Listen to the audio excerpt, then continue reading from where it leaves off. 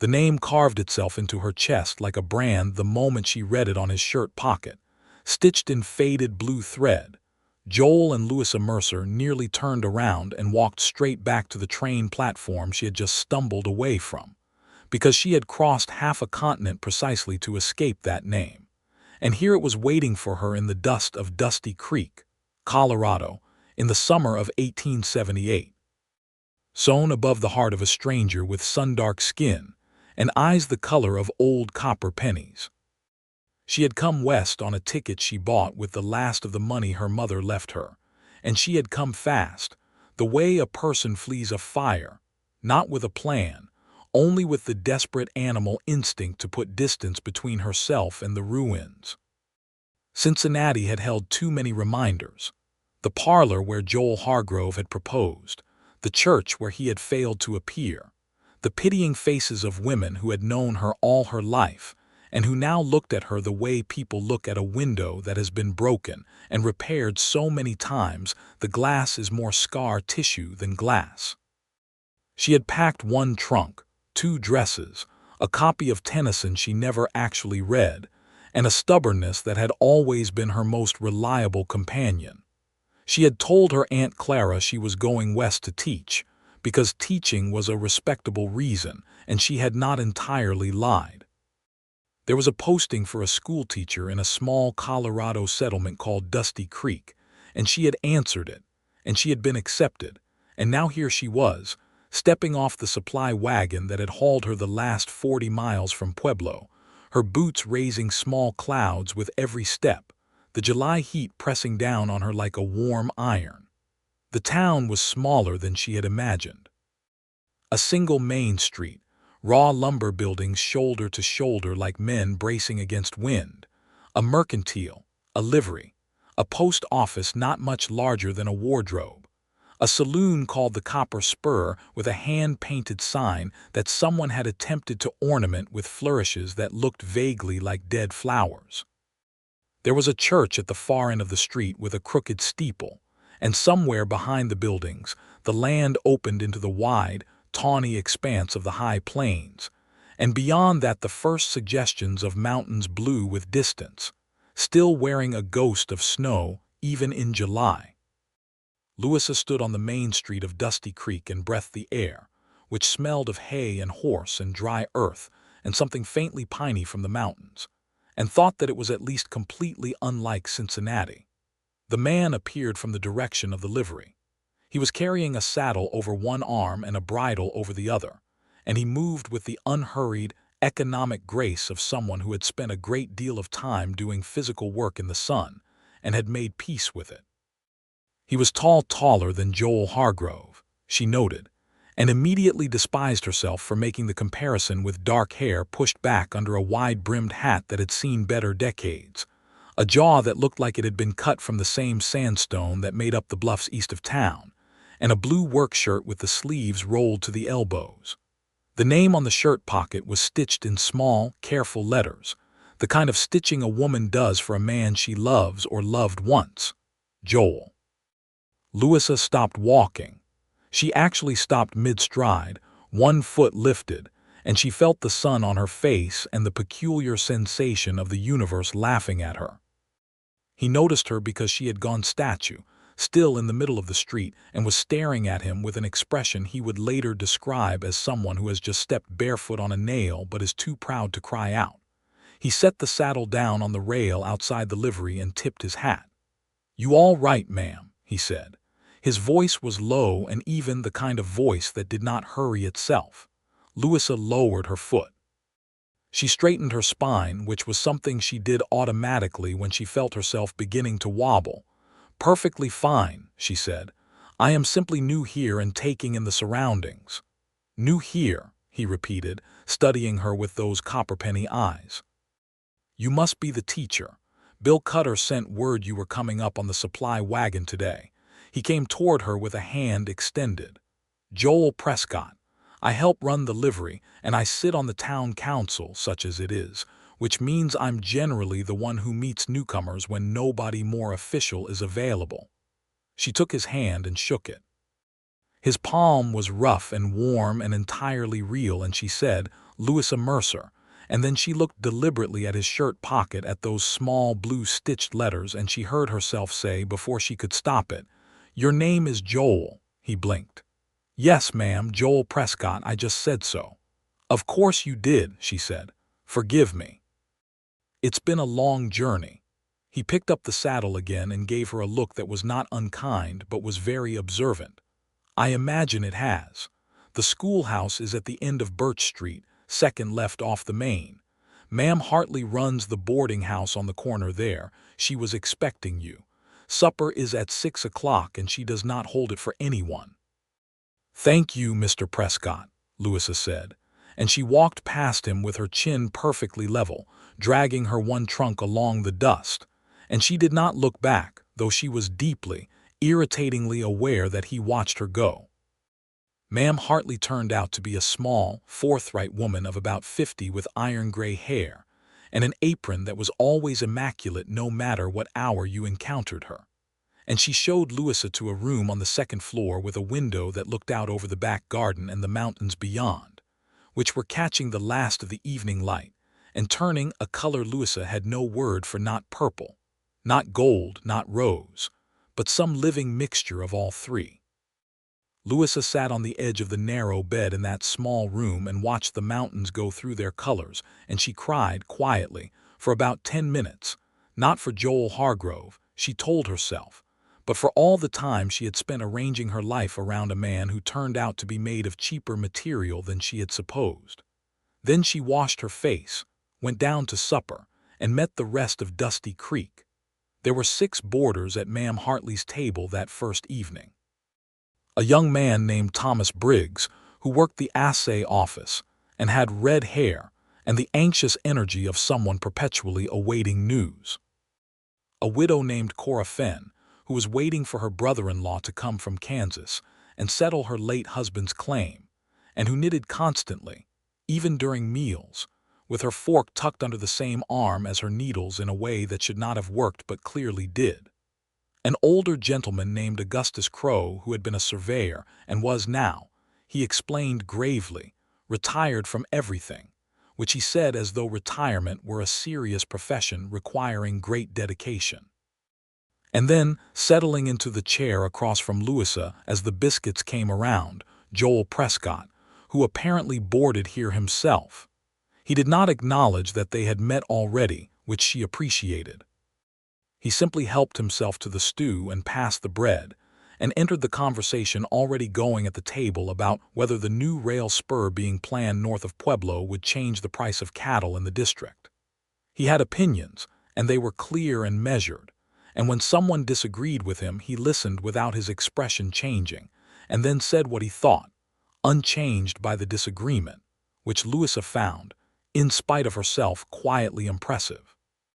She caught him looking at her once, when she asked Augustus Crow about the layout of the land to the north, and she was explaining that she wanted to know the geography well enough to teach it, and there was something in Joel Prescott's look that was not quite a smile but was considering, as if he were revising an early opinion. She chose not to acknowledge it. After supper she sat on the boarding house porch with Cora Fenn, who was still knitting, the clicking of her needles steady as a clock in the cooling evening air.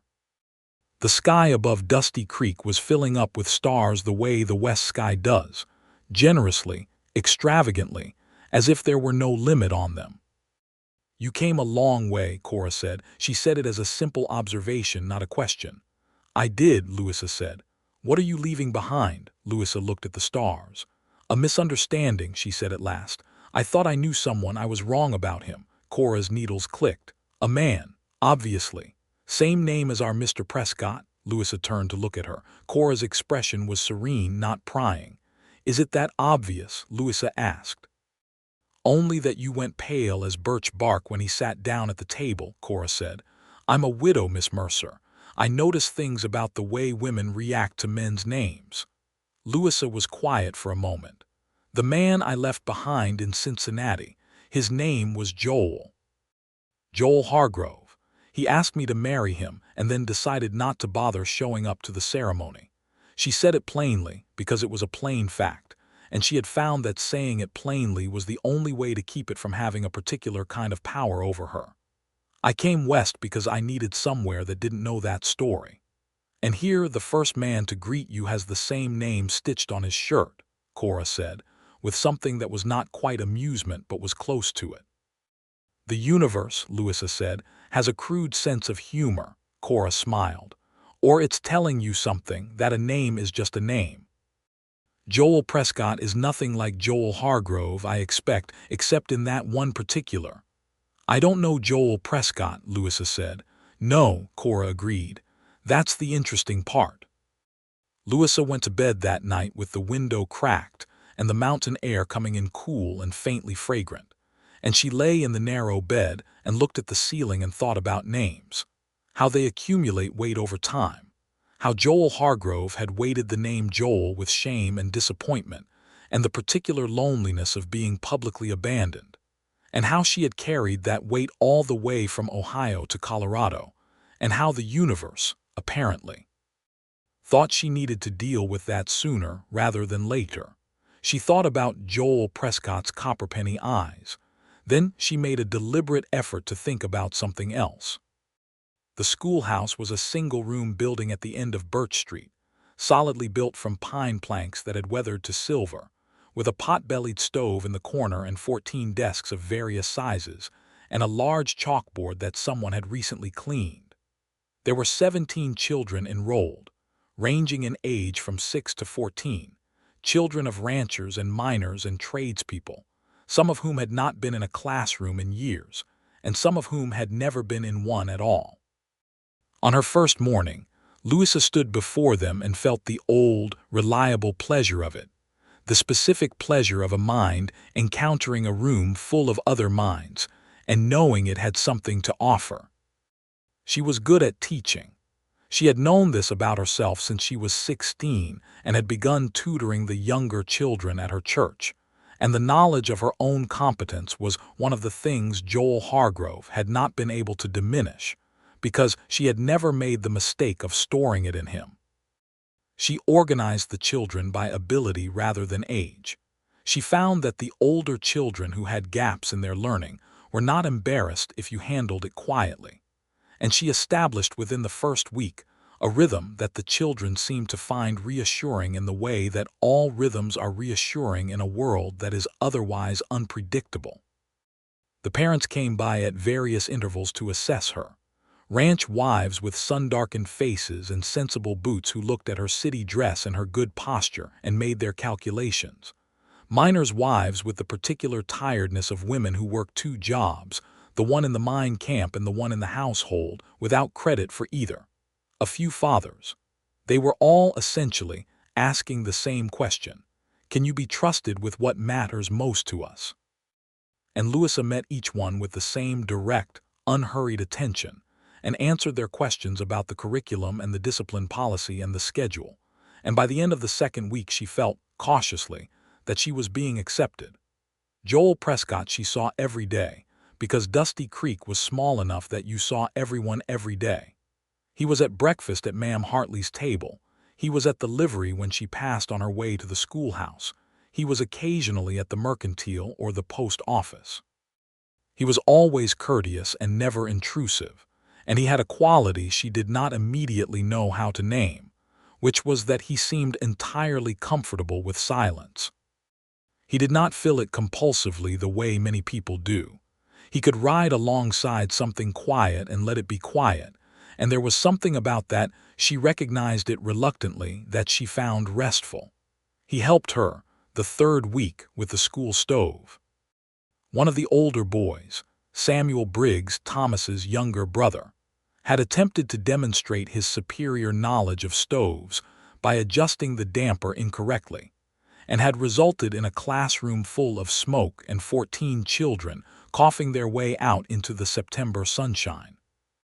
Joel appeared, seemingly from nowhere, the way competent people appear when something needs doing, and within 20 minutes he had disassembled the relevant portion of the stovepipe, cleaned the obstruction, reseated everything correctly, and explained to Samuel, without condescension, exactly what he had done wrong and how to correct it. Samuel listened with the attentiveness of a boy who respects practical knowledge above all things, and Louisa watched the whole operation from the doorway and felt the ache of something she did not want to name. "Thank you," she said, when it was done and the children had filed back in. "The stovepipe needs attention before winter," he said, gathering his tools. "I can send someone over to reseal the joints next week if that suits you." "That would be very kind," she said. And then, because she was a woman who did not leave debts unpaid, "Mr. Prescott, may I ask you something?" He looked at her with those steady copperpenny eyes. "Ma'am, the shirt you were wearing the day I arrived, the blue one with your name on the pocket." A pause. Something moved across his expression, too quick to read. "What about it?" "It was stitched with care," she said. "Someone who was important to you made that." He was quiet for a moment, in the easy way he was quiet. "My mother," he said. "She died 2 years ago. She put my name on all my shirts when I was young so they wouldn't get mixed up with my brother Daniel's. I kept the habit because she made them last." He said it plainly, without performance. Louisa felt something in her chest shift subtly, the way a door shifts when the wind catches it. "I am sorry about your mother," she said. "Thank you," he said. "She was a good woman." He picked up his tools and his hat and walked back toward the livery, and Louisa watched the blue shirt cross the sunlit schoolyard and disappear around the corner of the building. And she stood there for a moment with her hand on the doorframe and acknowledged, carefully, that she was in some danger. She wrote a letter to her Aunt Clara that week. She described the town and the children and the landscape, and she said that it was very different from Ohio, and that the air was better for the lungs, and she did not mention Joel Prescott at all. Aunt Clara wrote back. These were slow letters, weeks in the traveling, asking if she was eating enough and whether there were suitable people in the community, by which Louisa understood her to mean suitable men, because Aunt Clara had never entirely accepted that a woman could be her own complete enterprise. October came. Dusty Creek prepared for winter with the focused practicality of a community that understood exactly how serious a Colorado winter could be. Wood was cut and stacked, supplies were laid in, the trading routes shifted. There was a harvest social in the second week of October, held in the church, which was the largest space in town, and which involved prodigious quantities of food and a fiddle player named Heck Drummond, who was missing 2 fingers on his left hand, and played around the absence with such nimble ingenuity that you forgot about it within the first song. Louisa wore her better dress, the dark green wool, and she braided her hair in the way her mother had taught her, and she sat with Cora Finn and watched Dusty Creek dance. The children were there, full of a restless excitement that manifested in chasing each other around the edges of the room while their parents pretended not to notice. Thomas Briggs danced with a girl from the Collins Ranch so earnestly that everyone was embarrassed on his behalf and charmed at the same time.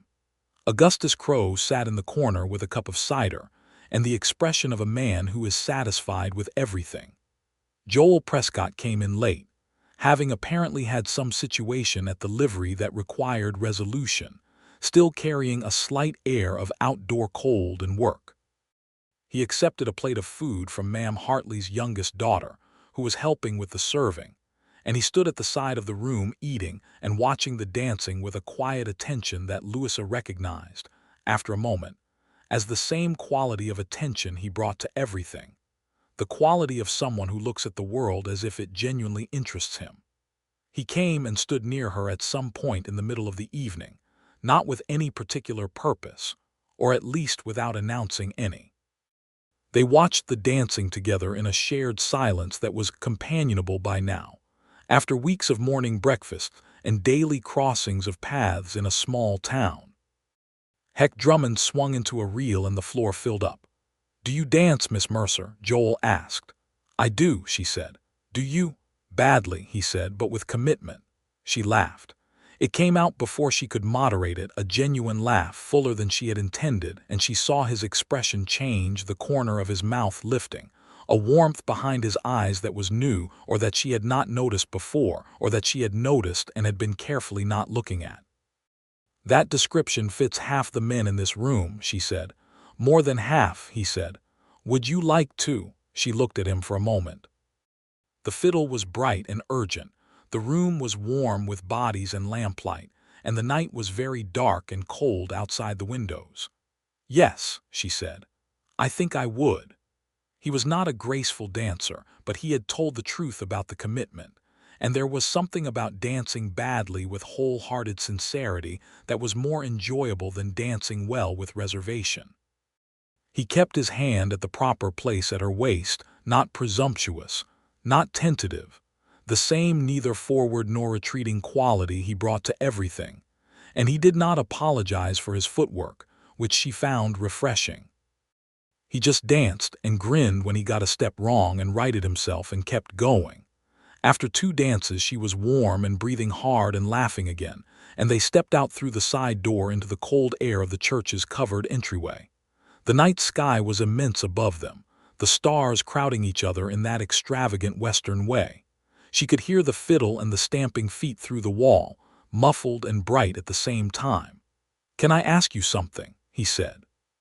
"You just helped me avoid an ongoing stove situation and danced with me badly," she said. "I suppose you've earned a question." He leaned against the wall with his arms folded, easy in his skin the way he always was. "The first day you arrived, when I told you my name, you looked like someone had thrown cold water on you. I've been wondering about that." She was quiet for a moment, watching her breath make small clouds in the cold air. Then she decided to tell him the truth because she was tired of the story having the power that secrets give stories. "There was a man in Cincinnati," she said. "His name was Joel Hargrove. He asked me to marry him, and I said yes, and he did not appear on the day we were to be married. No note, no explanation. He had, it turned out, made a different decision and simply not bothered to communicate it." She said it evenly. "I came west partly to put distance between myself and that particular humiliation, and the first person I encountered in Dusty Creek had the name stitched on his shirt pocket." Joel was quiet for a moment, not with embarrassment but with the thoughtfulness of someone who is taking something in properly before responding. "That's a poor thing for a man to do," he said finally. "It is," she said, "and you came all the way out here." "I did. To teach school," he said, and there was a question folded into the statement. "To teach school," she confirmed, "and to be somewhere that didn't already have an opinion about Louisa Mercer." He looked at her with those steady eyes. "For what it's worth," he said, "I don't have any opinion about Louisa Mercer except that she handles a class of 17 children with more patience than I could manage, and she laughs like she means it." Louisa felt the warmth of it go through her, clean and direct, and she stood in the cold dark outside the church of Dusty Creek and felt something she had been keeping carefully compressed begin to ease open the way a fist eases open when the danger has passed. "Thank you," she said. "Joel." His name sat differently in her mouth than Joel Hargrove's had ever sat. She noticed that, and she thought it was worth noticing. They went back inside and danced one more dance, and that night Louisa went to bed and looked at the ceiling and acknowledged that she was well past the edge of danger. She was in the middle of it. She was standing in the warm center of caring about a specific man with a specific name and copperpenny eyes, and she was going to have to decide what to do about that. She decided to do nothing for a while, because she was a woman who had rushed before and she had a vivid illustration of where that led. So she pulled on patience the way you pull on a coat in cold weather, and she simply continued to be present in Dusty Creek, in her schoolroom, at Ma'am Hartley's table, on the porch in the evenings, and she let the days accumulate around her like snowfall, gradually, unmistakably building. November brought the first real snow. Louisa saw it from her window one morning before light had quite established itself. The world outside gone uniformly white and still, the mountains invisible behind a dense gray sky, the garden below her window transformed into a plain of silence. She had never lived through a western winter, and she felt a flicker of anxiety, pure practical anxiety about warmth and provisions, and whether the schoolhouse stove was adequately sealed. And then a larger flicker of something else, something that was not anxiety at all, something more like wonder. She was in the kitchen at Ma'am Hartley's earlier than usual that morning because the cold had woken her and the appeal of lying in bed in the cold was limited.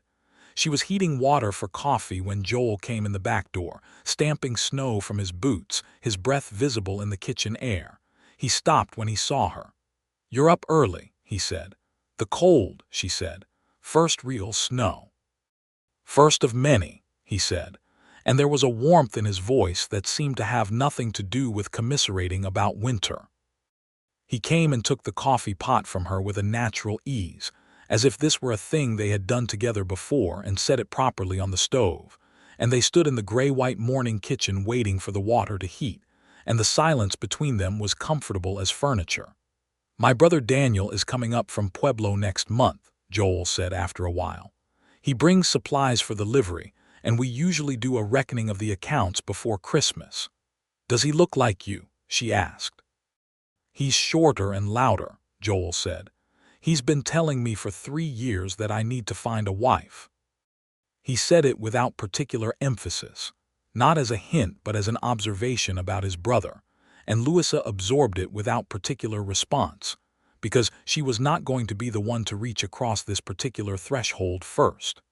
She was the woman who had been left standing alone at the front of a church in Cincinnati, and whatever she felt for Joel Prescott, and she felt a great deal, she was clear-eyed about that. She was not going to lean across the table toward it. She was going to let it come to her or not on its own terms. "Brothers always think they know what you need," she said. "He usually does, though," Joel said. "That's the aggravating part." They drank their coffee in the kitchen while Ma'am Hartley's household came awake around them, and outside the window the snow kept falling on Dusty Creek, quieting everything, making the world new. Daniel Prescott arrived in December on the supply wagon, which was how everyone arrived in Dusty Creek, and he was exactly as advertised, shorter than Joel and considerably louder, with the same dark eyes but an expressive, mobile face, and the comfortable self-possession of a man who has never met a situation he could not talk his way through. He sat down at Ma'am Hartley's table on his first evening in town and immediately organized the conversation the way a card dealer organizes a deck, efficiently, confidently, without asking permission. He looked at Louisa with frank appraisal and then looked at his brother and then looked at Louisa again and said, "Joel tells me you're teaching school." "I am," she said. "He told me your name," Daniel said. "He said it right when I asked how the town was before he told me anything else. Before the new feed prices, before the MacGregor dispute over the east pasture fence. He said, well, there's a new schoolteacher. Her name is Louisa Mercer. She came from Cincinnati." He said this as if it were a piece of evidence in a court proceeding and he were presenting it to a jury. Louisa looked at Joel, who was looking at his stew with the expression of a man who has been ambushed by his own family and is maintaining dignity under fire. "Daniel," he said. "I'm just reporting what I heard," Daniel said with complete innocence. Louisa felt the smile before she could prevent it. "That's very interesting," she said. "I thought so," Daniel said, satisfied. Joel looked up from his stew and met her eyes across the table, and what passed between them in that moment was not said in words, but it was said clearly, the way some things are said most clearly without words. An acknowledgement, a warmth, a mutual recognition that something was happening between them that was going to have to be addressed eventually, and that addressing it might not be a fearful thing.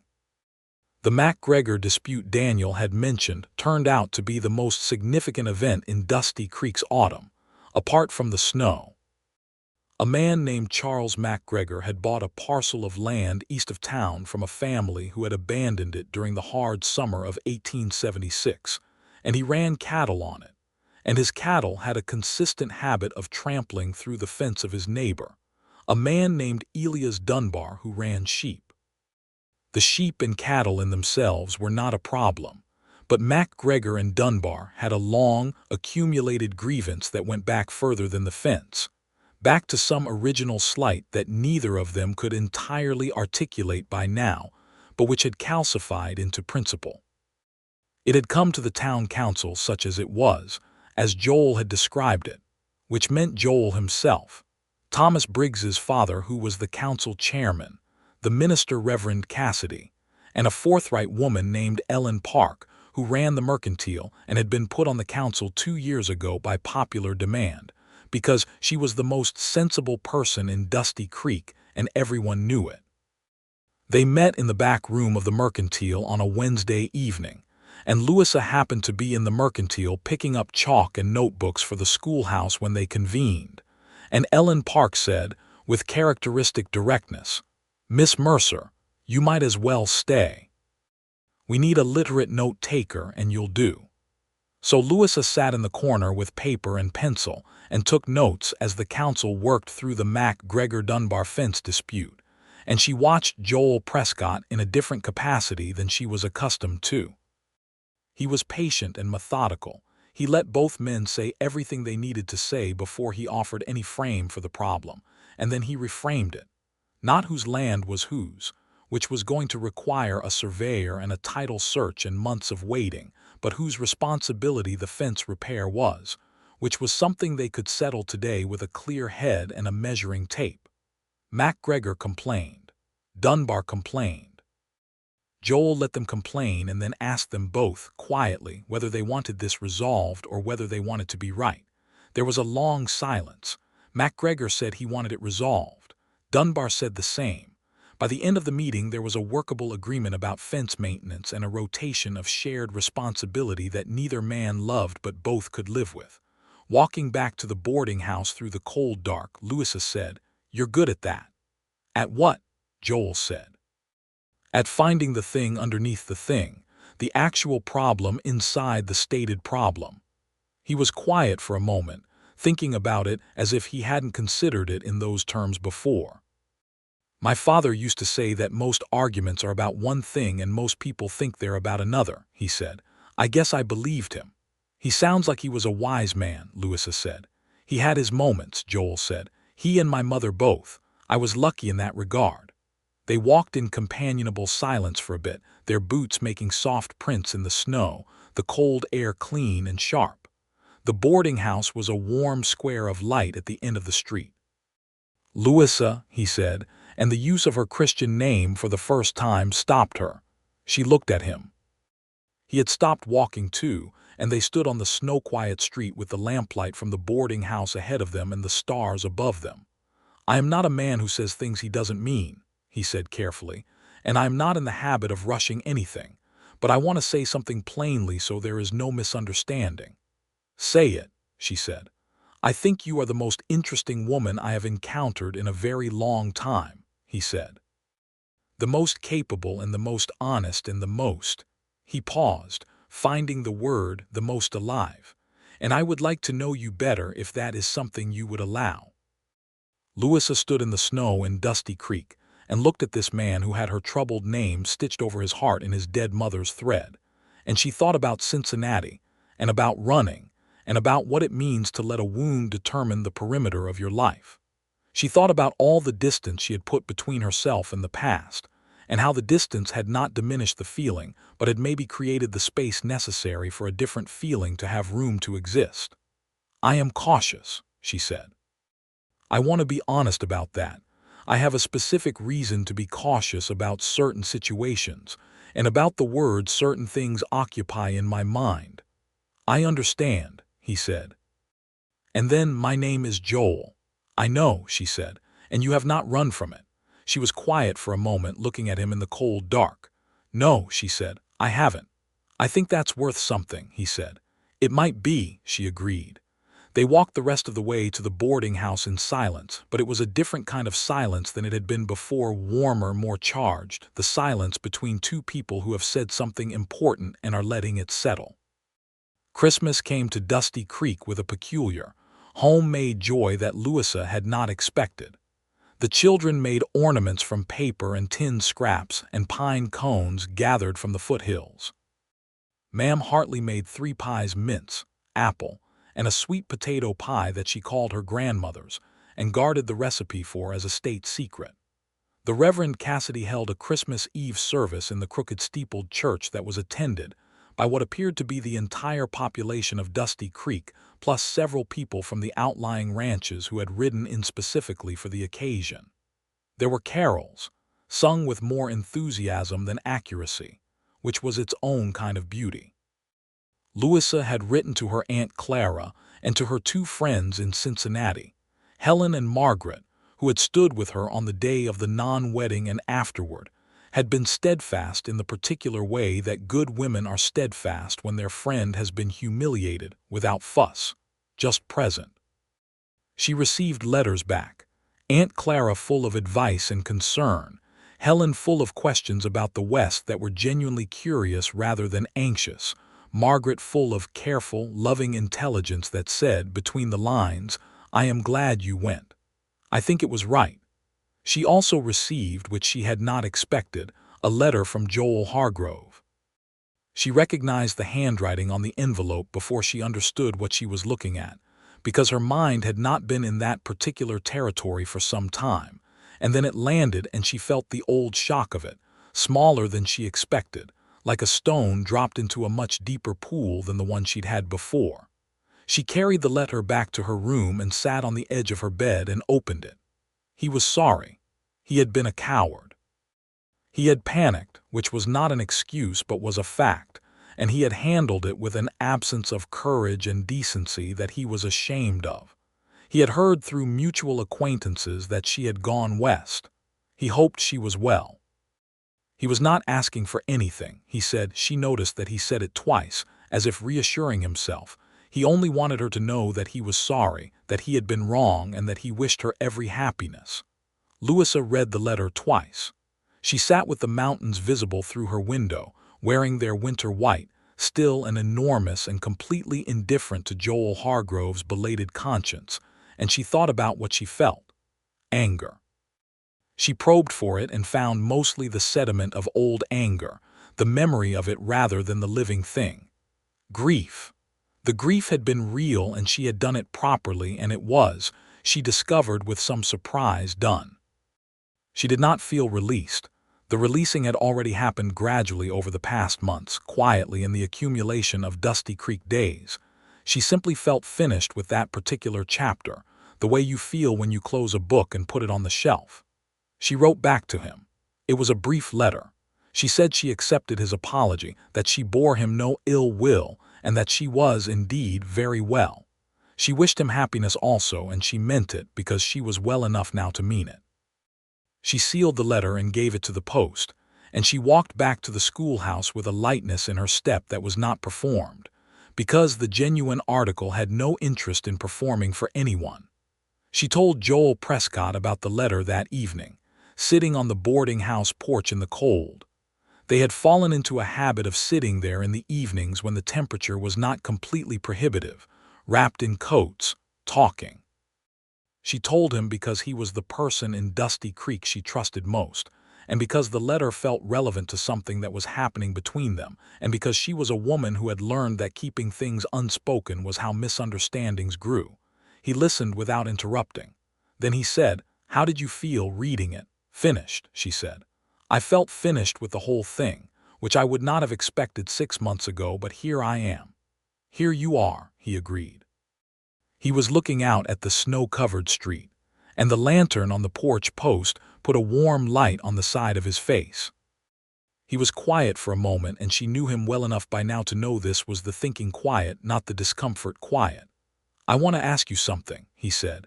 "You're asking me questions more often lately," she observed. "I have more to ask," he said. He turned to look at her. "I want to court you, Louisa, properly, with your full knowledge of my intentions.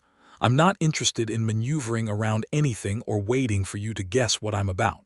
I want to know if you are willing." Louisa looked at him across the cold air of the porch. The stars were out in force, because the night was clear and cold, and Dusty Creek had no gaslit streets to compete with them. "I am 31 years old," she said, "and I came west because a man who was not worth the price of the ticket humiliated me in front of everyone I knew, and I have spent the past several months rebuilding myself from the ground up in a place where nobody knew my name, and I find myself, which I could not have predicted, very much wanting to say yes." "Then say it," he said gently. "Yes," she said. "I am willing to be courted by you, Joel Prescott." He reached across the arm of his chair and covered her hand with his, the warm, rough hand she remembered from their handshake on her first day in Dusty Creek, and they sat on the cold porch under the western stars, and that was how it began, or rather how it was acknowledged, because she had understood for some time that it had already begun. The winter in Dusty Creek was serious. In January, there were storms that lasted 3 and 4 days at a stretch, that piled snow against the sides of buildings and made the main street a passage between white walls, and that isolated the outlying ranches completely. The school closed during the worst of it. The boarding house became a small, warm community unto itself, with Ma'am Hartley presiding and the boarders rotating through kitchen duties with a cheerful competence born of necessity. There were days when the only window to the outside world was the school stove, which Joel had resealed properly in November, and which now performed its function with a steady, radiant faithfulness that Louisa regarded with something approaching affection. On the storm days when there was no school and no going out, she read, and she wrote letters, and she and Cora Finn taught each other things. Cora taught her a knitting pattern, she taught Cora elementary French, and in the evenings the whole household gathered in the parlor around the bigger stove and talked, the way people talk when they have nothing to do but be present with each other, which is to say honestly. Joel, in these evenings, told stories about the early days of Dusty Creek, which he had arrived in 8 years ago as a young man of 23, following his brother Daniel and a rumor of decent livery trade. He talked about the settlement of the region, with a clear-eyed acknowledgement that the land had been taken from the people who had lived on it, Ute and Arapaho, that this was a fact he had thought about more as he got older, and that the official story of Western settlement left a great deal out that needed to be included to make sense of the place. He said this plainly, without the defensiveness that Louisa sometimes noticed in people who discussed such things, the anxiety of someone protecting an inheritance they know was improperly acquired. He simply said it was true, and that knowing it was true was part of what it meant to be honest about the place you lived. Louisa found that his willingness to say true difficult things without flinching was one of the things she most valued in him, because Joel Hargrove had been a man constitutionally incapable of saying true difficult things, which was ultimately why he had not shown up to his own wedding rather than having an honest conversation before it. She said some of this to Joel Prescott, in the particular intimacy of a cold winter evening in the parlor, when the others had drifted off to bed and they were the last two by the stove. "I think the hardest thing about what he did," she said, "was not the public humiliation, though that was genuinely terrible. It was the revelation that I had been in a relationship with someone I didn't actually know, that he had been presenting a version of himself that was not capable of honesty about his own doubts, and I had never seen through it. I wondered for a long time whether that said more about him or about me." "Both, probably," Joel said, with the even frankness she had come to rely on. "Him for being dishonest about his doubts, and you for trusting too quickly. Neither one is a character flaw in the way you're thinking about it. They're just what happened." She was quiet for a moment. "You are very unconcerned with assigning blame," she observed. "Blame is usually the least useful thing in a situation," he said.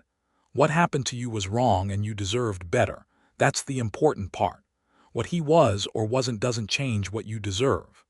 Louisa looked at him in the firelight and felt the full, clean certainty of what she felt for him, not the dizzy urgency she had confused for love with Joel Hargrove, but something quieter and more solid, something like being recognized. "I am going to say something," she said. "Say it," he said, with the echo of their December conversation that she suspected was deliberate. "I love you," she said. "I want to say it plainly, the way you say things plainly so there is no misunderstanding." The warmth that moved across his face was not surprise but something more like relief, the relief of something that has been held in careful suspension finally being set down. He reached across and put his hand alongside her face, and she leaned into it, and he said, "I love you, Louisa. I have for some time. I was trying to give you the space to get there without any pressure from me." "I appreciate that," she said. "I got there, you did," he said. He kissed her then in the quiet parlor of Ma'am Hartley's boarding house, with the snow against the windows and the stove throwing warm light, and it was nothing like any kiss she had experienced before, because it was specific to him, unhurried, thorough, entirely present, the kiss of a man who means what he does. The winter passed. Spring came to Dusty Creek the way springs come in the high plains, hesitantly at first, a retreat of snow from the south-facing slopes, a tentative color returning to the land, and then suddenly, gloriously, in a rush of green and wildflower and birdsong that made the whole winter seem like a price that was absolutely worth paying.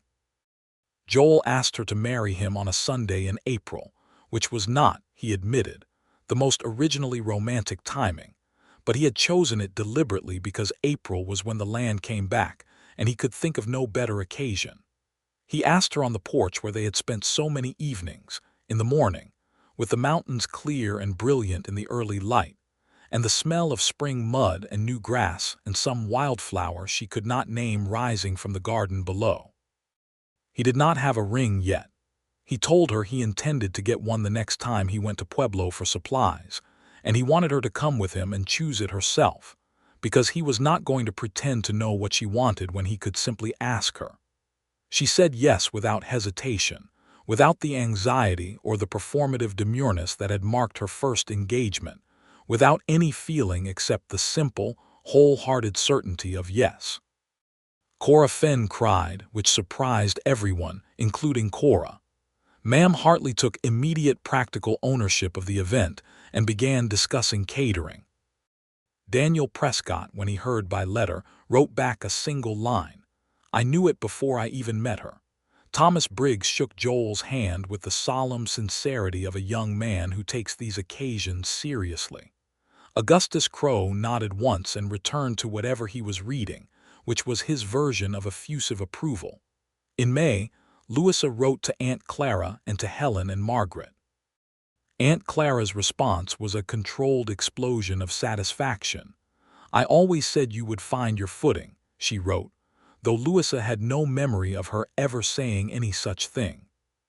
Helen's letter was full of detailed questions about the West and about Joel Prescott that Louisa answered as completely as she could, because Helen was genuinely curious and deserved genuine answers. Margaret's letter was the one that made Louisa cry, not from sadness but from the specific tenderness of being known.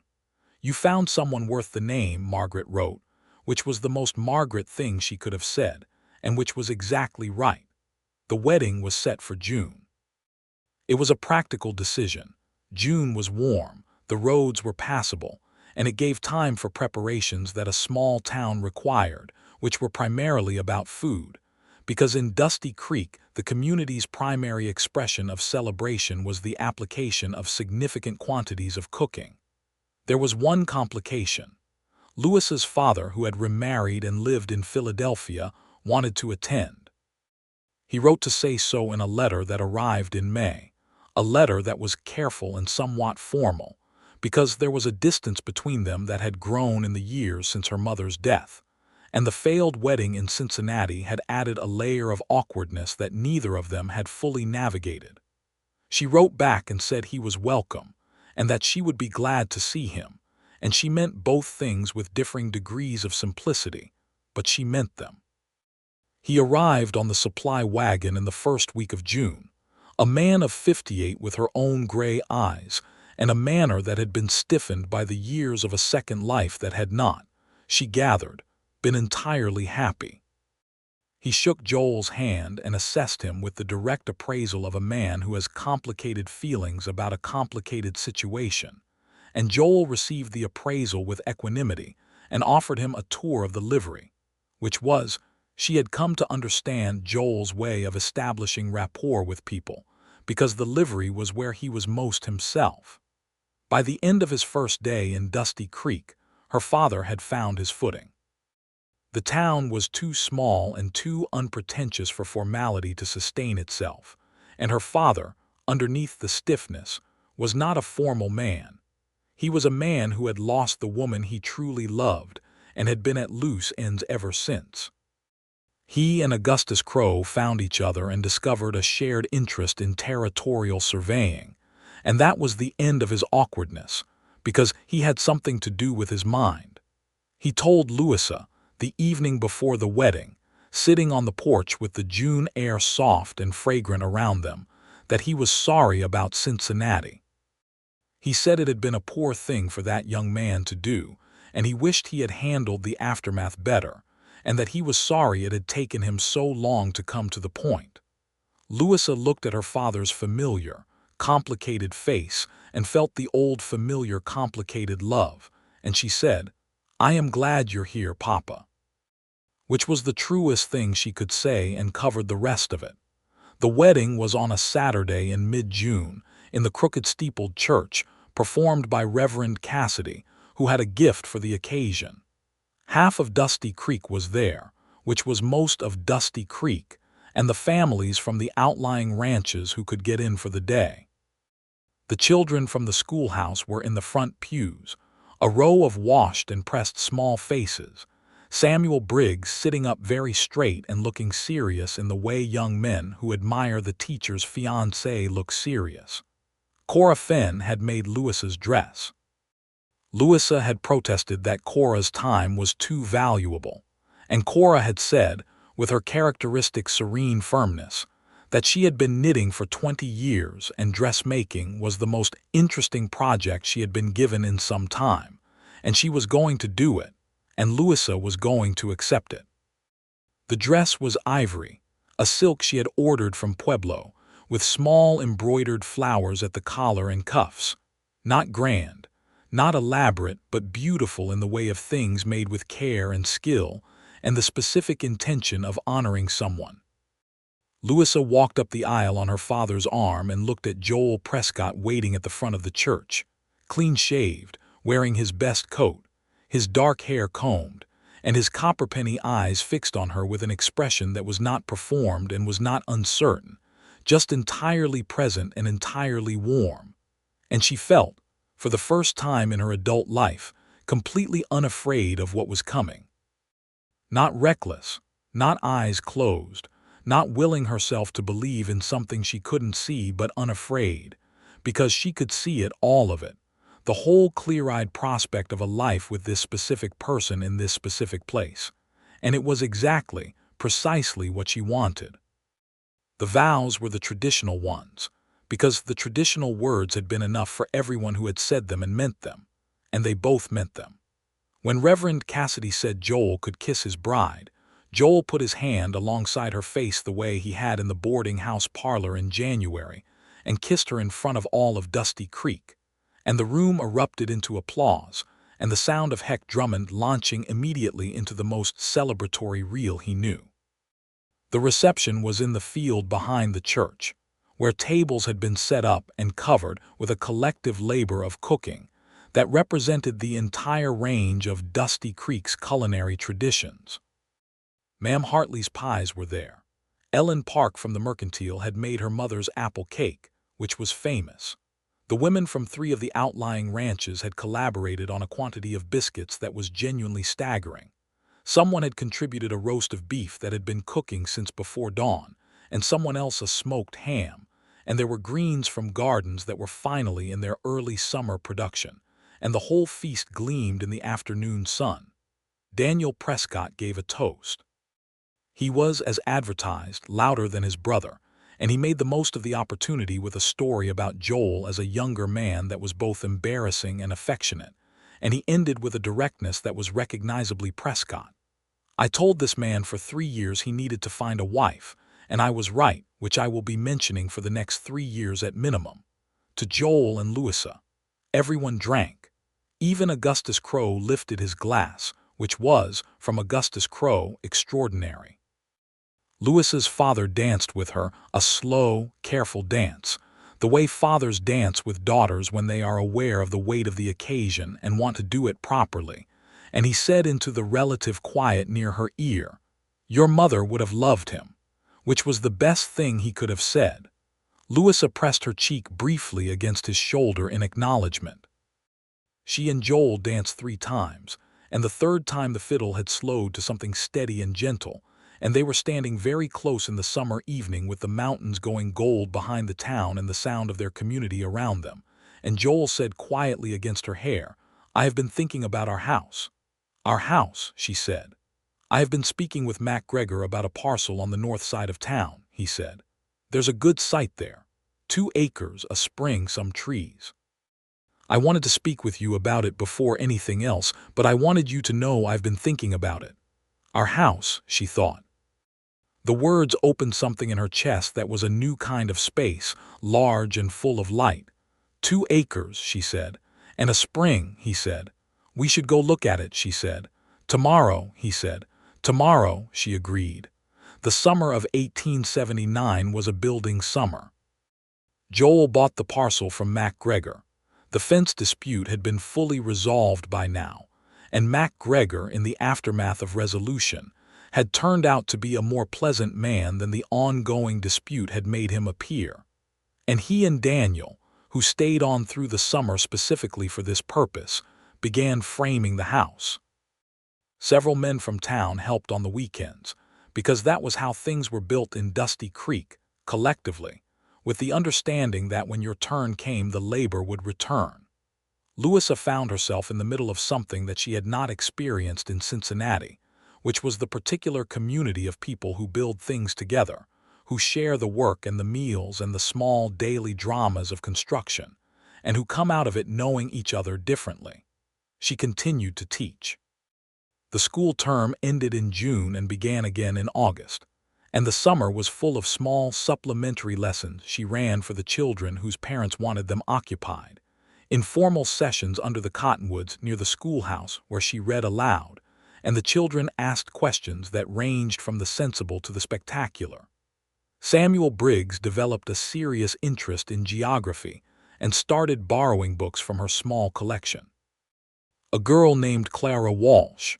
She had decided not to think of her as named after Aunt Clara turned out to have a mathematical mind of the kind you rarely encountered, and Louisa spent extra time with her, because she had been in classrooms in Cincinnati with teachers who did not notice that kind of mind in a girl, and she intended not to repeat that failure. The house was framed by September, enclosed by October. It was a proper house, 2 stories, 5 rooms, a front porch that faced the mountains, a kitchen at the back with a cast iron stove that Joel had ordered from Pueblo and about which he had clearly done significant research, and a room upstairs with a wide window that caught the morning light, which Louisa designated as her study, and which Joel built a bookshelf for before anything else in the room was done. They moved in November of 1879, exactly 1 year after the first serious snow of Louisa's winter in Dusty Creek, and on their first night in the house, they sat on the front porch in their coats and watched the last of the evening light leave the mountains. And Joel put his arm around her and she leaned against him, and they looked at the landscape that had become theirs, the mountains and the wide sky and the dark shape of the town against the stars, and it felt finished and beginning at the same time. Which is the feeling a home gives you when it is the right home. "Tell me something," Louisa said. "Anything," he said. "When you first saw me," she said, "standing in the middle of the street staring at your shirt pocket like you had done something to offend me, what did you actually think?" He was quiet for a moment, and she could feel the low sound of his laugh beginning in his chest before it came out. "I thought, that is either the most alarmed woman or the most interesting woman I have ever seen, and I hoped it was the latter." "It was both," she said. "I know," he said. "That turned out to be the most accurate impression I've had of anyone." She tilted her head up and kissed him in the cold air of their new porch, with the stars coming out above Dusty Creek, and the mountains standing behind them in the dark, and the house warm at their backs.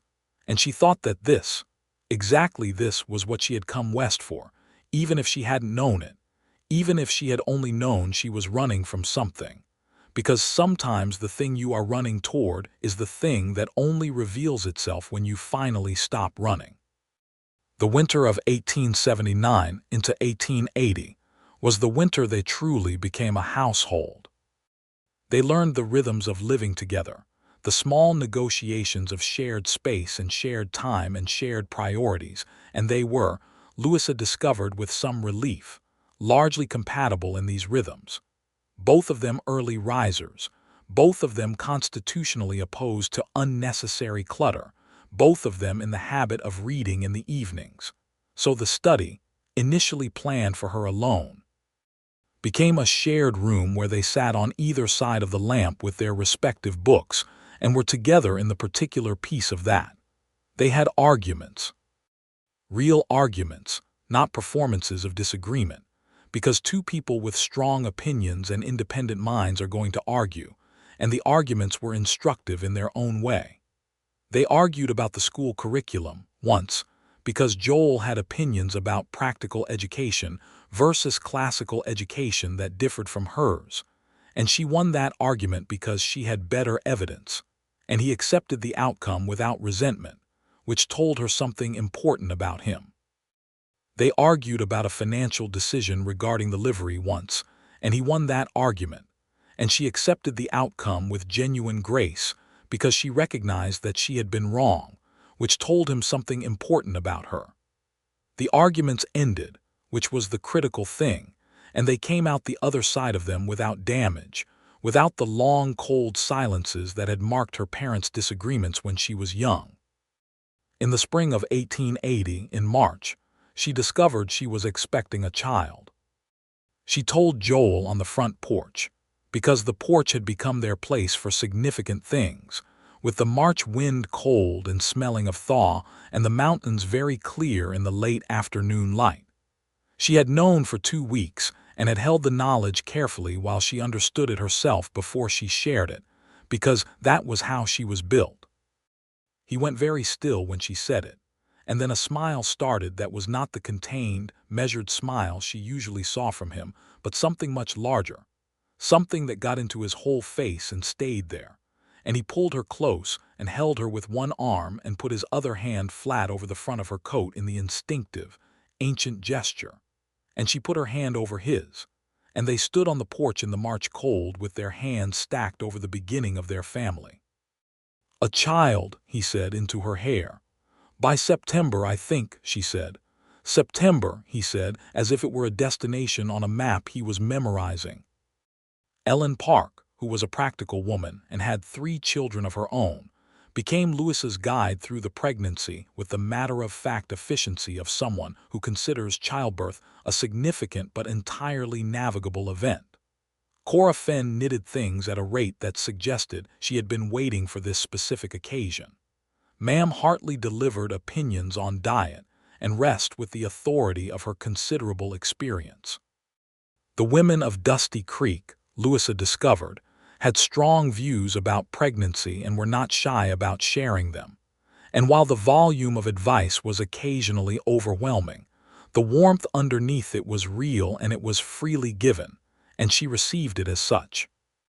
The school continued through the spring and summer with a growing awareness among the children that their teacher's situation was changing, which they handled with varying degrees of tact, ranging from Samuel Briggs's complete avoidance of the topic to Clara Walsh's direct and scientific inquiry, which Louisa answered with matching directness, because Clara Walsh's mind deserved nothing less.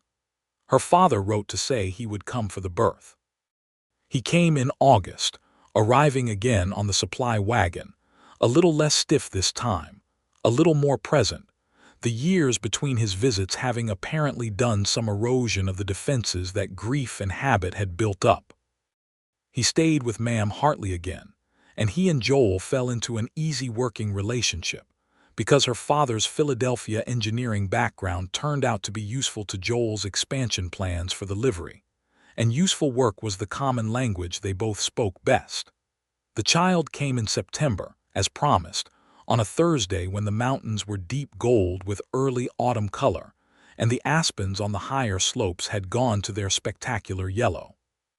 He came fast and hard, and Louisa worked through it with the determination she brought to everything, with Ellen Park and Cora Fenn present and Joel in the hall outside the bedroom door through the whole of it, sitting on the floor with his back against the wall and his hands wrapped around his knees, unable to be anywhere else.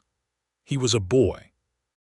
They named him Thomas, for no particular Thomas, but because it was solid and old and the kind of name that fits equally well on a boy of 5 and a man of 50, which was what Joel said when she suggested it, and she agreed. Thomas Joel Prescott, 7 pounds and some, with his father's dark hair and his mother's gray eyes and an immediate and commanding opinion about everything, expressed at volume. Joel held him for the first time with the careful, wondering attention of a man in the presence of something entirely beyond his previous experience, and Louisa watched them from the pillow where she was resting. Her husband and her son, 2 names she had not known she would have, in a house she had built with a man she had not known she would find, in a town she had arrived in as a fugitive from her own story. And she felt a fullness that was not exactly happiness, because it was larger than happiness. Rounder and more serious and more specific. It was the feeling of being exactly where you belong, which is rarer than happiness and more valuable. Her father held Thomas and was, for a moment, a man who was not defending himself against anything. He was just a grandfather, a word that appeared to surprise him when Louisa used it, and then settle over him like the first fitting coat he had found in years. He stayed through October, and when he left on the supply wagon in the first week of November, he embraced Louisa longer than he had in years and said he would come for Christmas, and she said she would be glad of it, and meant it with a completeness she had not previously been able to manage. The year turned. 1880 into 1881, Thomas growing with the extraordinary velocity of first-year children, pulling himself upright against the furniture in their house, finding opinions about everything, charming the entirety of Dusty Creek with the thoroughness only small children achieve. Joel, who had described himself to Louisa once as someone who had not been entirely certain he was suited to fatherhood, turned out to be suited to it in the specific way of a man who meets every new thing with the same even, attentive presence he brings to everything else. He could sit on the floor with Thomas for an hour with a collection of wooden blocks and be entirely engaged, not performing engagement but genuinely in it, and Louisa would watch from the kitchen doorway and feel the warmth of it like the stove behind her, steady and reliable and real. The livery grew. Joel took on a partner, a young man from New Mexico named Raphael Sandoval, who had come up with a cattle drive 2 years before and stayed, and who knew horses with an intimacy that Joel respected immediately. The partnership was good from the beginning, founded on mutual competence and a shared practicality, and with Raphael handling more of the day-to-day horse management, Joel was able to develop the business side more fully, establishing supply agreements with the ranches, and offering a boarding service for travelers that put the livery on better financial footing than it had occupied before. Dusty Creek itself was growing. The rail spur from Pueblo finally reached a junction 15 miles east of town in 1881, which shortened the supply runs dramatically and brought new people.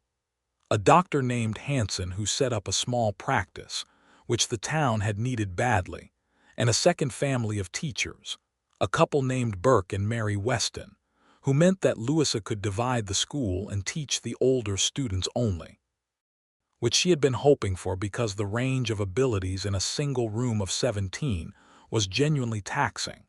She and Mary Weston became immediate friends, the specific, slightly fierce friendship of 2 intelligent women who recognize each other without preamble. The newspaper came to Dusty Creek in 1882. A man named Silas Holt arrived with a press and an agenda and began publishing the Dusty Creek Clarion, a 4-page weekly that was alternately earnest and absurd and always read by everyone. Silas Holt had opinions about everything and the printing capacity to share them, and the town responded with the lively, argumentative engagement of people who had been waiting for exactly this. Joel was elected chair of the town council in 1882, which Louisa had seen coming.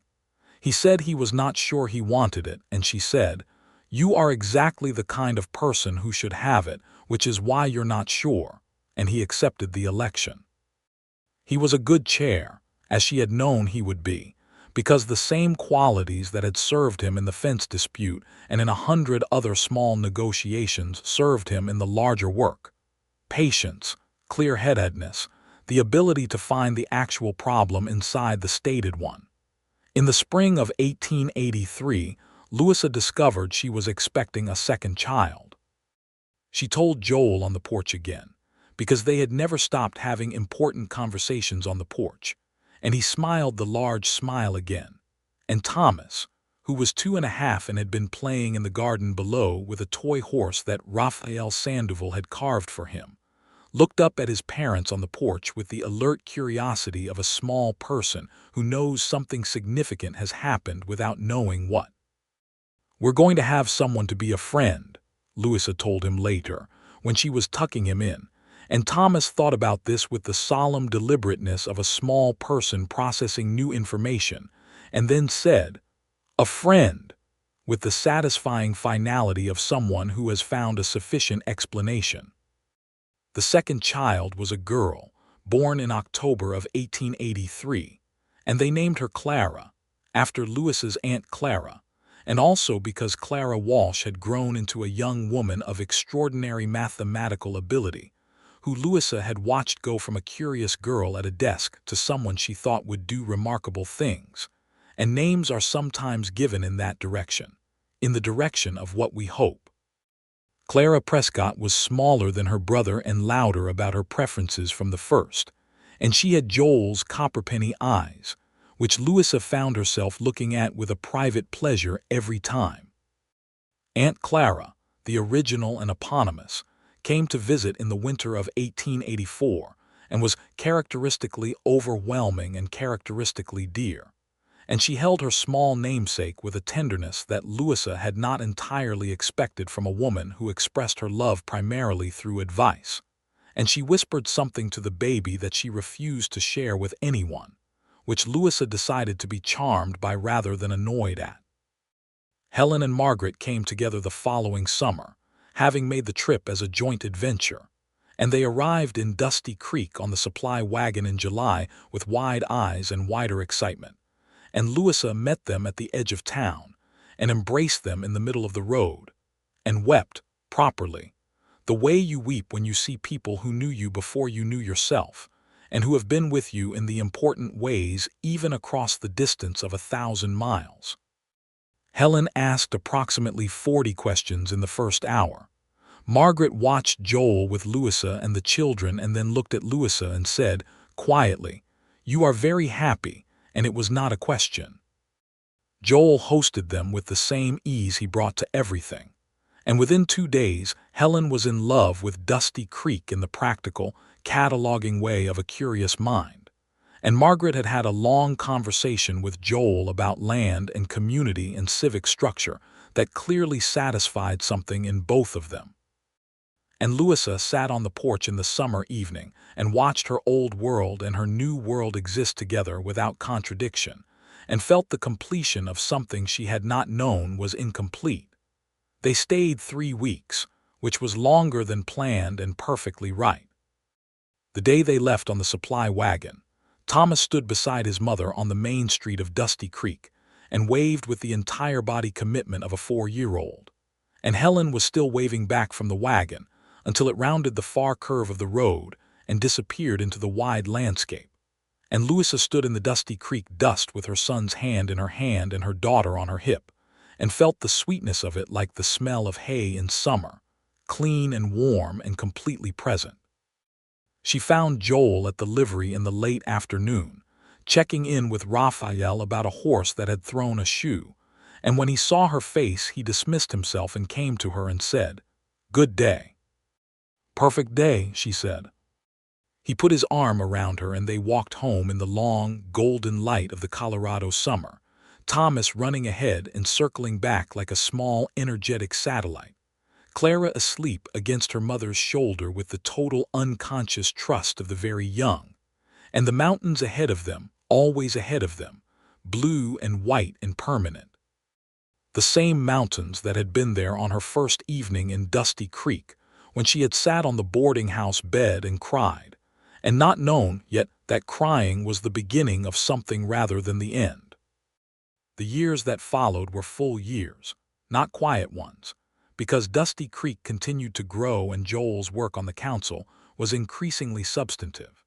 There were roads to consider, a proper schoolhouse addition that was finally built in 1886, a water supply question that consumed 3 council meetings and 2 heated editorials in the Clarion before it was resolved, and the ongoing complexity of a community finding its shape on land that had not always been its to shape.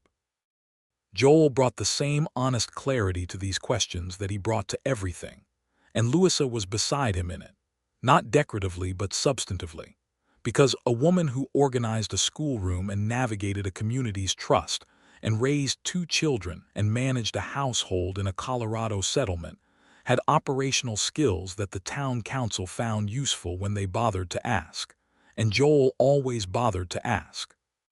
She taught school through the growth of the town, through 2 curriculum expansions and 1 change of schoolhouse, and the ongoing challenge of maintaining standards in a community where children were frequently needed for ranch work and could not always be present, which she addressed with adaptability and a refusal to punish necessity. Clara Walsh, her early mathematical prodigy, graduated at 16 and was sent by her parents to a school in Denver. And the day she left Dusty Creek on the supply wagon, Louisa stood at the livery and felt the particular pride of a teacher who has sent something good into the world. Thomas grew into a serious, capable boy who had his mother's love of books and his father's practical relationship with the world, and who at 8 could hold a conversation with Augustus Crow about surveying that Augustus found genuinely engaging, and at 10 was helping Raphael Sandoval with the younger horses with a patience that was recognizably Prescott.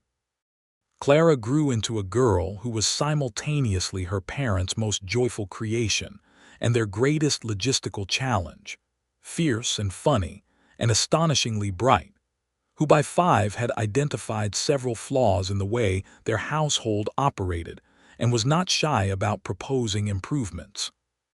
The 2 of them together were exactly what Louisa had always hoped a family might be. Not a performance, not a project, but a collection of actual people who loved each other with the specific, complicated daily love of people who share a life and a table and a porch and a set of mountains on the horizon. Cora Fenn's brother-in-law finally came from Kansas in 1885 and settled the claim, and Cora stayed in Dusty Creek because she had, she said with her characteristic serenity, found the place she was going to be, and it would be foolish to leave it. She moved from the boarding house to a small house 2 streets from Louisa and Joel, and she became, over the years, the children's most beloved neighbor, the woman who always had something interesting to knit, who told stories about her late husband with the particular combination of love and honesty that grief distills when you let it, and who had, as she had said that first evening on the porch, a talent for noticing things.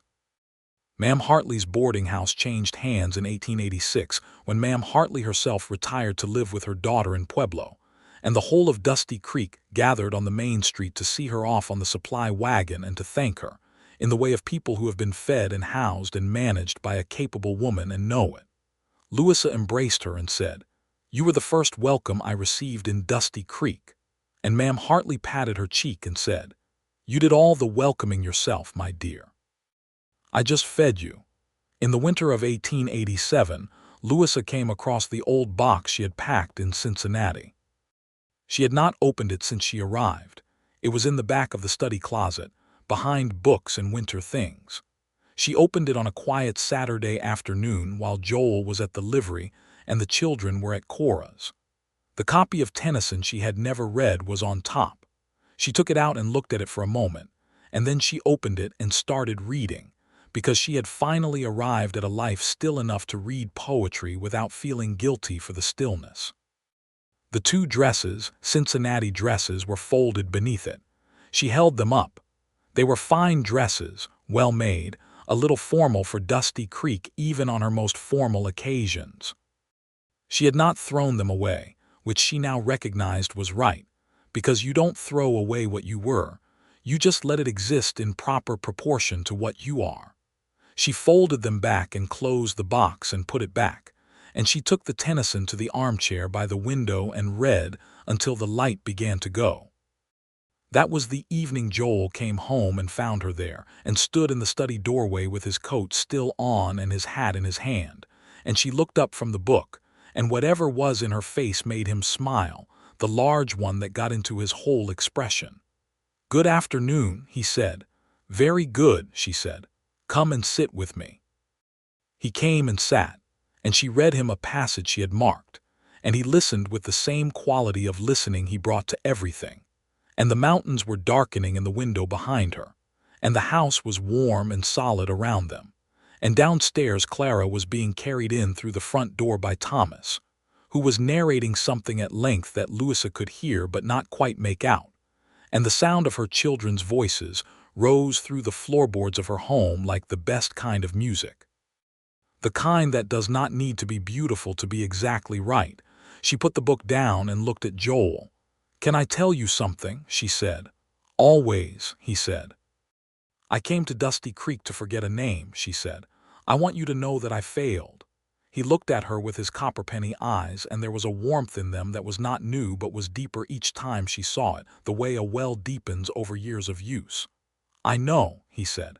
"Your name is Joel," she said. "It is," he said. "It took me about 2 weeks to understand that it was just a name," she said. "That names are not people. That the problem with Joel Hargrove was never his name. It was that he was not you." Joel reached across and took her hand, the way he had that first December on the boarding-house porch, warm and steady and entirely present. "I'm glad you stayed," he said. "I am too," she said. "I almost didn't. When I saw your name on your shirt that first day, I came very close to turning around and getting back on whatever wagon would take me somewhere else." "I know," he said. "You went very still." "I did," she said. "I stood in the middle of the main street of Dusty Creek and thought about running." "And then you didn't," he said. "And then I didn't," she said. She leaned her head against his shoulder, and outside the window the mountains went through their evening colors, not purple, not gold, not rose, but the living mixture of all three, the same color she had seen from the boarding-house window on her first night in Colorado, when she had sat on the edge of a narrow bed and cried, and did not know yet what the mountains were about to be to her, what this town was about to be, what this life was about to contain. Thomas appeared in the study doorway with Clara on his back, both of them windswept from their time at Cora's, and Clara announced with great authority that she was hungry and that they should all go downstairs, and Thomas said something under his breath that made Clara swat the back of his head, and Joel said, all right," and stood and held his hand out to Louisa, and she took it, and they went downstairs together into the warmth and the noise and the living reality of what they had built. And it was exactly, entirely and permanently enough. The spring that followed was the spring Louisa Mercer Louisa Prescott, though she still signed the school register with her original name for professional reasons that she and Joel had agreed on without ceremony turned 40. Joel organized a gathering on their porch that was supposed to be a quiet supper, but was attended by what appeared to be the majority of Dusty Creek, because Joel had a precise understanding of which secrets to keep and which to let reach Ellen Park, who told everyone, and everyone came. Her father was there, older now, with white hair and a more open face than she remembered from the old Cincinnati years, and he sat with Augustus Crow and Raphael Sandoval and Daniel Prescott, who had come up from Pueblo for the occasion, and they were all of them old enough to appreciate the value of an occasion properly attended. Cora Fenn was there with her knitting, which she had never stopped, and Mary and Burke Weston from the school, and the Clarion Silas Holt, who wrote something up about it for the paper that was warmly embarrassing, and the children of the original schoolroom who had grown up and were now parents themselves. Some of them, their own children running around the edges of the gathering with the timeless energy of children at a party. Clara Walsh had come from Denver for the occasion, because she had heard about it and wrote to say she was coming, and Louisa had read that letter and felt the teacher's pride so strongly it had made her eyes prick. Clara was 21 now and studying mathematics at a women's college, and was exactly as brilliant as Louisa had seen in her at 7, and she talked with Joel about territorial economics, and with Thomas about horses, and with small Clara Prescott, who was 6, and who idolized her namesake with a fervor that was already shaping the direction of her interests, which Louisa observed with private joy. Louisa stood on the edge of the gathering in the last of the afternoon light and looked at all of it. This town, these people, this mountain-backed sky, and she thought of the woman who had stepped off the supply wagon in the summer of 1878, dragging one trunk, chin perfectly level, absolutely terrified and too stubborn to show it. She thought of how small and how large that woman had been, simultaneously, the smallness of someone who has been diminished by a hard thing, and has not yet found out they are bigger than it, the largeness of the stubbornness that had kept her moving anyway. Joel came and stood beside her with 2 cups of cider, the good kind that the Collins Ranch made in autumn and that was still circulating from last year's stores. He gave her one without looking at her, and she took it, and they stood together looking at their porch full of their people, the specific gathering of a specific life, none of it accidental, all of it built.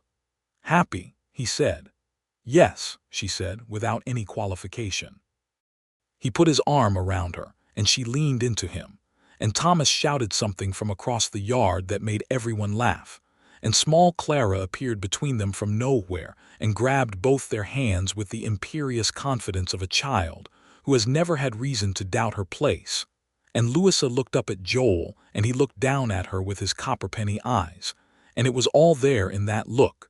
The years, the work, the arguments resolved, and the difficulties navigated, and the small daily pleasures of a shared life accumulated into something so solid and so warm that it would stand long after the wood of the house, and the print in the Clarion had given way to the land it had been built on. She had come west to forget a name. The first man she met in Dusty Creek wore it on his shirt, stitched in his dead mother's thread, and instead of forgetting it, she had learned it the only way worth learning anything from the inside, from the particular and the real, until the word Joel meant not a wound but this. This man, this porch, these mountains, this life, which had turned out to be the one she was always meant to find, if she could only stop running long enough to arrive.